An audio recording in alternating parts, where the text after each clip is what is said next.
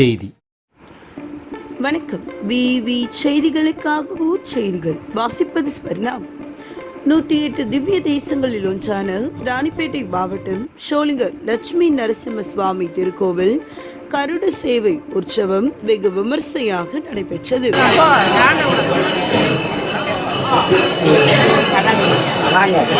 இதனையொட்டி பக்சோத்தித பெருமாள் சுவாமிக்கு பல்வேறு வகையான நறுமண பொருட்கள் கொண்டு சிறப்பு அபிஷேகம் செய்து சுவாமிக்கு பட்டு வஸ்திரம், தங்க ஆபரணங்கள் அணிவித்து மலர் மாலை, பல வண்ண மலர்கள் கொண்டு சிறப்பு அலங்காரம் செய்யப்பட்டு மகா தீப ஆராதனை நடைபெற்றது. தொடர்ந்து சிறப்பு அலங்காரம் செய்யப்பட்ட தங்க கருட வாகனம் மீது சுவாமி எழுந்தருளி பக்தர்களுக்கு காட்சி தந்து அருள்பாலித்தார். இதில் ஷோலிங்கர் மற்றும் சுற்று பகுதியில் இருந்து 10க்கும் மேற்பட்ட கிராம பொதுமக்கள் கலந்து கொண்டு சுவாமி தரிசனம் செய்தனர். விவி செய்திகளுக்காக விஜய் மற்றும் பாஸ்கர்.